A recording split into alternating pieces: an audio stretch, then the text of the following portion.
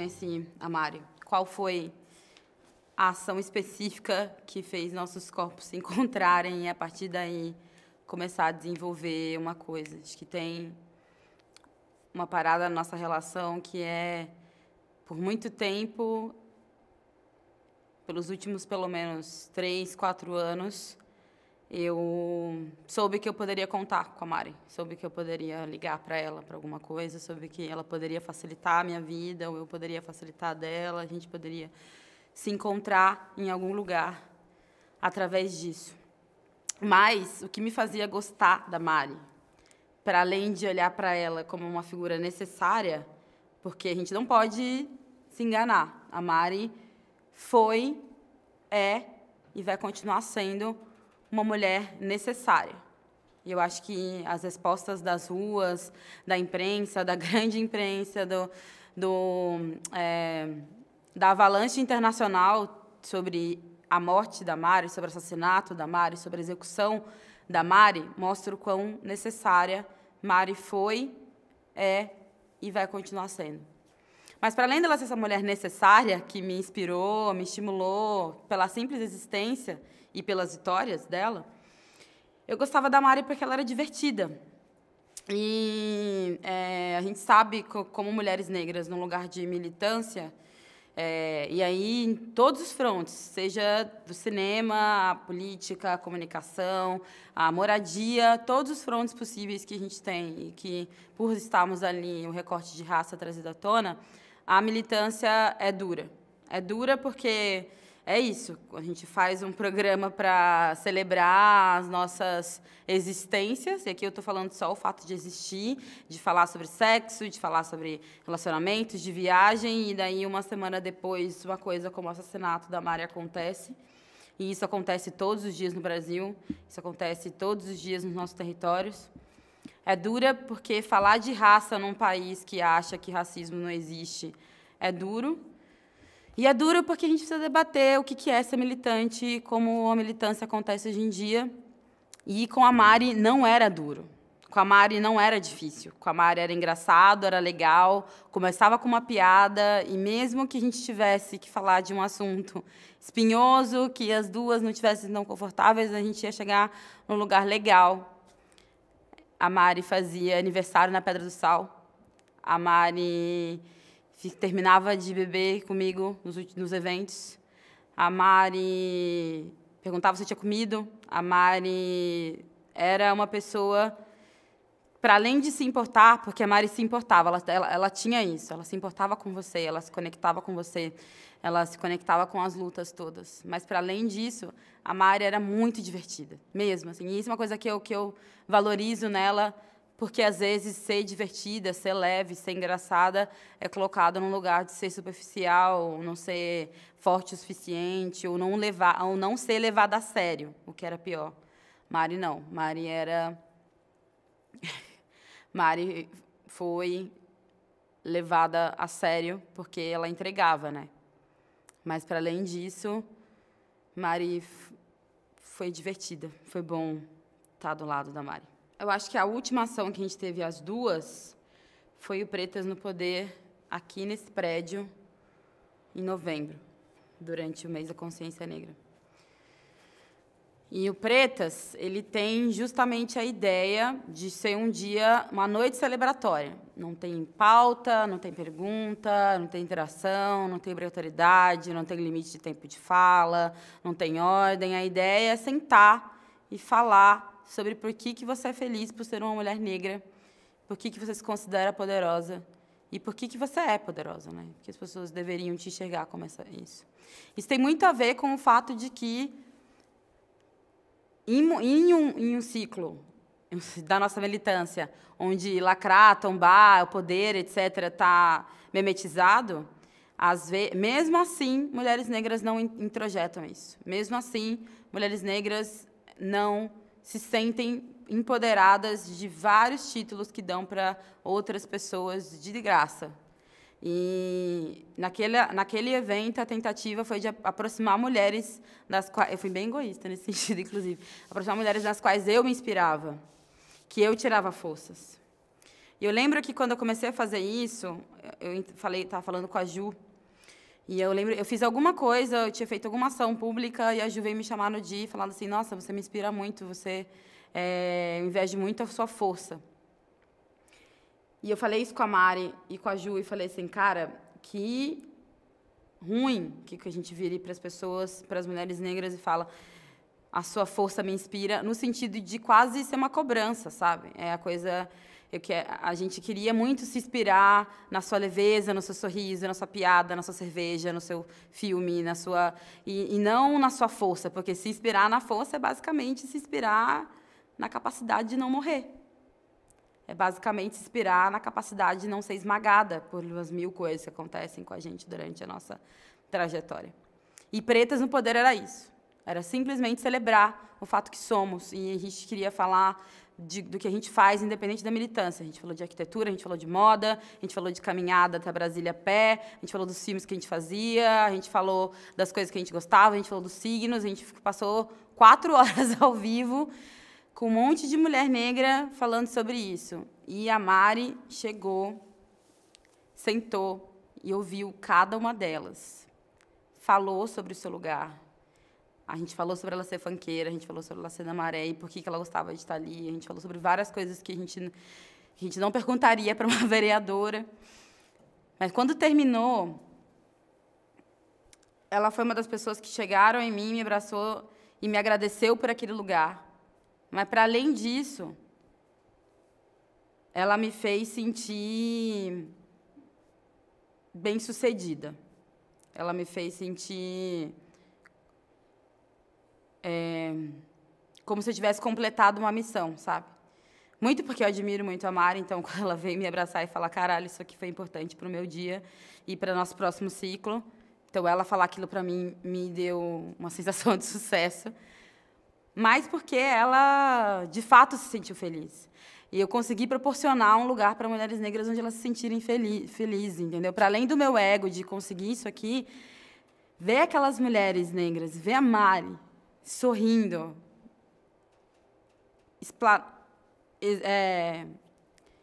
expirando o poder, foi mágico, me transformou. E eu acho que a coisa que eu mais aprendi com a Mari, que eu tenho aprendido com todas as mulheres negras por conta da diversidade entre nós, é escutar, cara. A Mari tinha um poder de escuta fenomenal, assim. E acho que a coisa que eu mais aprendi com ela é escutar o seu interlocutor e conseguir dialogar com ele para chegar em lugares que é legal para todo mundo, sem perder a chance de fazer um papo reto, que a Mari era boa de papo reto também. A Mari era boa, ela ia lá no ponto da questão. E eu lembro que, depois disso, eu insisti muito para a Mari ir para o ELA, que é o Encontro de Mulheres Latino-Americanas, no fim do ano. Insisti muito, porque a gente ia fazer um encontro de mulheres parlamentares, que já é uma coisa super difícil na América Latina. A gente conta nos dedos o número de mulheres que estão em espaços de poder parlamentar. Mas, para além disso, ela e a Áurea seriam as únicas mulheres negras parlamentares da América Latina inteira.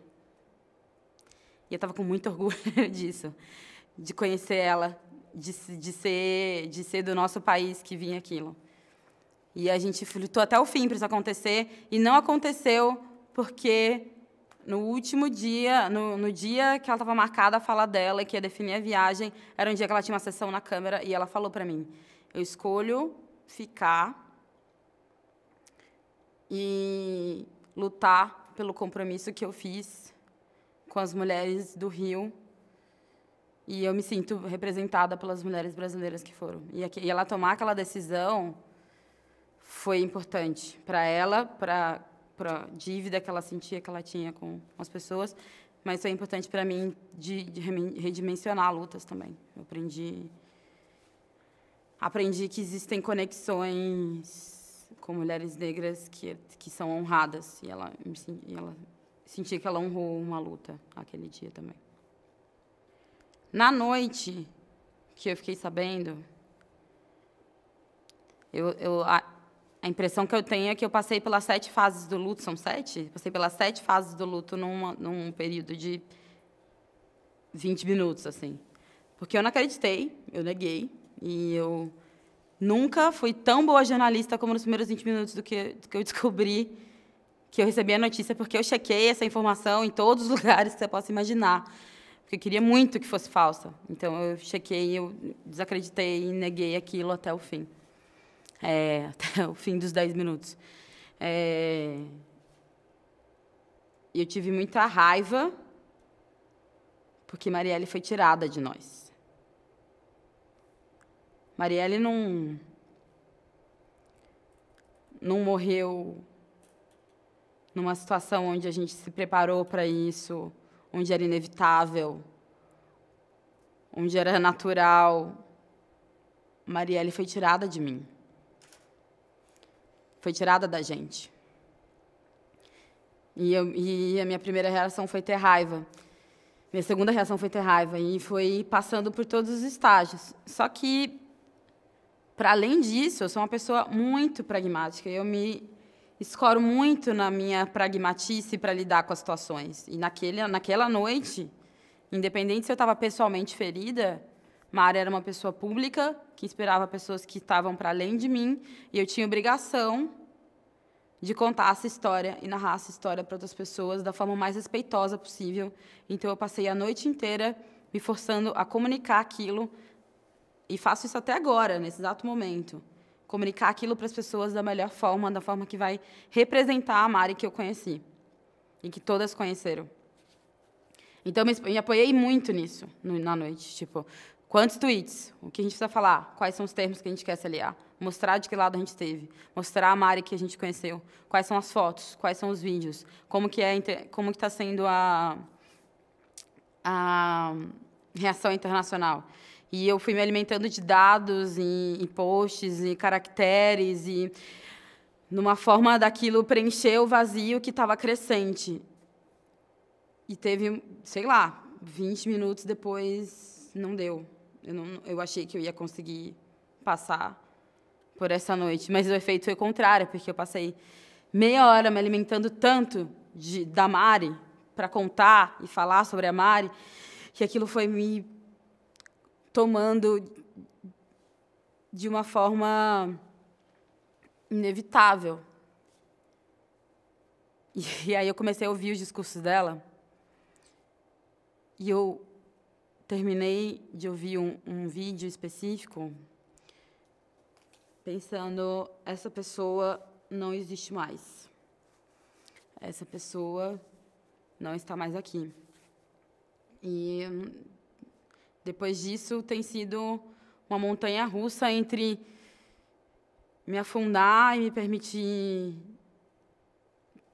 um luto, ao mesmo tempo não me sentindo direito de passar tanto tempo nesse luto, porque qual é a minha contribuição para que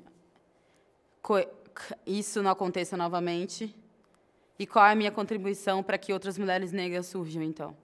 Tem duas coisas muito tristes sobre mulheres em luto. Mulheres negras em luto. Primeiro, eu quero que fique muito claro que não existe nada mais devastador e deprimente do que uma mulher negra triste. Não existe. As cenas dos últimos dias, das últimas 72 horas, onde eu vi a potência que eu tentei mostrar no Pretas no Poder, que a Marielle cultivava na gente todos os dias, que cada uma de nós luta para representar, seja num filme, seja numa disputa interna partidária, seja num texto, seja... Essa potência,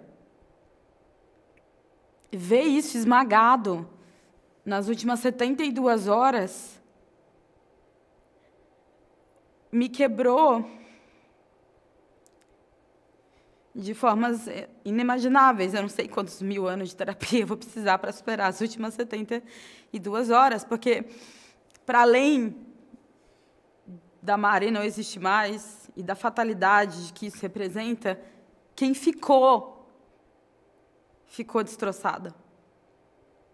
E eu não vou permitir que esse seja o sentimento, da gente ficar destroçada. Há uma semana atrás, a gente estava na nossa máxima potência. Há muito tempo a gente está celebrando pequenas as nossas vitórias, os nossos campos. A gente conseguir fazer um programa, a gente conseguir terminar uma coluna, a gente conseguir se candidatar, a gente conseguir estimular outras a se candidatar. A gente está nesse lugar, a gente seguir avançando, independente das coisas. E isso tudo pareceu ruir com 4 tiros na cara. E isso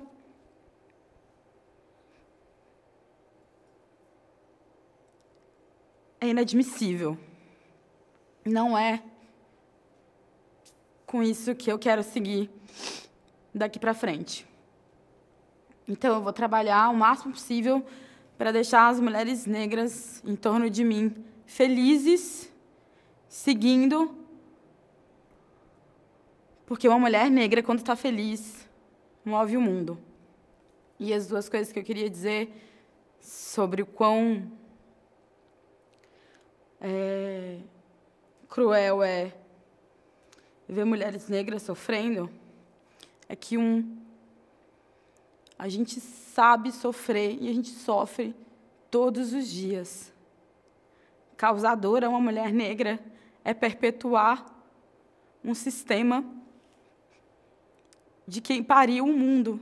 É uma injustiça tão grande pensar que mulheres que literalmente pariram todos esses processos, são as que mais sofrem com ele. É como um filho te dar um tapa na cara. Tipo. E segundo, mulheres negras são especialistas em sofrer. São especialistas em superar. São especialistas em acordar e falar: preciso levantar e seguir, porque isso aqui depende de mim. É de extrema injustiça que a gente seja cobrada de novo de superar outra coisa, e superar a não existência de uma das mulheres que ajudavam a gente a fazer isso. Então, para além de parem de nos matar, parem de nos fazer sofrer, parem de nos colocar nesse lugar onde a única opção é sobreviver, a única opção é superar, a única opção é engolir o choro, a única opção é seguir em frente, porque se a gente não segue em frente, o amiguinho branco não segue em frente, se a gente não segue em frente, o mundo não segue. Se a gente não segue em frente, o mundo para. E a gente, infelizmente, é muito consciente disso. Então, acho que é isso. Acho que foi assim que eu recebi a notícia. Como eu disse, minha coisa favorita na Mari é que ela era uma pessoa divertida. Então, cara, meu conselho é: se divirta fazendo isso aqui. Se entrega de corpo e alma, mas se divirta fazendo isso aqui. Encontre as rotas de fuga necessárias, seja um amante, seja cerveja, seja viagem, seja gente junta, seja o que for. Encontre a sua rota de fuga, porque isso aqui só vale a pena se estiver construindo mulheres felizes para continuar seguindo em frente, porque a gente quer e não porque a gente precisa. E eu espero que a morte da Marielle, para nós, mulheres negras, signifique um alerta de autocuidado, mas, para além disso, de alto prazer. Busquem a sua zona de prazer. Busquem a sua zona de felicidade. Neguem convites para ver a filha de vocês. Mas melhor, vá a esses lugares levando a filha de vocês de uma forma prazerosa. Não tenha vergonha das vezes onde isso, não só as nossas filhas, mas não tenha vergonha de aonde o seu desejo possa parecer limitador. Não tenha vergonha, até porque a gente precisa ceder não, mas compor mais espaços de fala para outras mulheres. Vamos levar mais gente. Vamos trazer mais mulheres, vamos trazer mais experiência, vamos colocar gente que as pessoas acham que não deveriam estar naqueles lugares. É para falar de intelectualidade, vamos levar as funkeiras. É para falar de dança, vamos falar mulheres de rua.